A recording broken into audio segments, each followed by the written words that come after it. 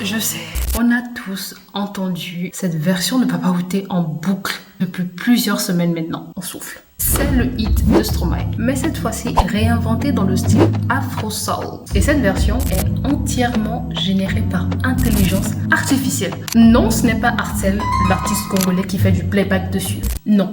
Je partais à un rendez-vous, mais je me suis dit que je dois faire cette vidéo. Top, c'est parti. Ce remix crédité à Unjabs, Mickey Smite et Chill 77, notez l'anglais, a littéralement explosé partout. Il a fait des dizaines de millions de streams. C'est ici dans des tops mondiaux Spotify. C'est répandu sur TikTok et YouTube comme un feu de brousse. Le truc fou, c'est ce qui s'est passé après. En fait, au début, tout le monde est tombé amoureux de cette version. Ça rassemblait, ça rappelait quelque chose, la nostalgie. Et puis quelques jours plus tard, le monde connut que c'était de l'IA. Et boum, changement d'attitude. Stop using this viral song in your videos.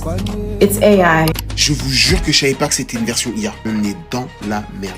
Les gens se sentaient en même temps coupables et dégoûtés d'avoir apprécié une œuvre entièrement générée par IA et déçus de ne pas avoir su faire la différence tôt. J'ai vu passer des commentaires qui disaient c'est mal d'aimer ça, on doit boycotter, on n'allait plus streamer, c'est du bullshit en fait. On m'a arnaqué, je me sens trahi. Et moi ce qui m'a vraiment interpellée, ce n'est pas le rejet, c'est la contradiction entre ce qu'on ressent et ce qu'on pense qu'on devrait ressentir. Vous savez qu'une étude Deezer Ipsos révèle que 97% des gens ne savent même pas faire la différence entre une œuvre entièrement générée par IA et une œuvre humaine. 97% des gens, c'est tout le monde. Enfin, presque tout le monde. Donc, toi et moi. Plus de la moitié se sentent mal à l'idée de ne pas pouvoir repérer la différence. Moi, je ne suis pas contre l'IA ou à fond pour l'IA. Je pense simplement qu'on doit être clair depuis le début. C'est une question de transparence, d'éthique et d'équilibre. Est-ce que ça fait de nous des êtres moins humains? Je pense que non. C'est comme si un peintre disait « Mon art n'est pas moins valable parce que j'utilise de la peinture acrylique plutôt que de l'huile. » À mes heures perdues, je fais des tableaux avec l'aide de l'IA pour des impressions décoratives, pour le salon ou bureau.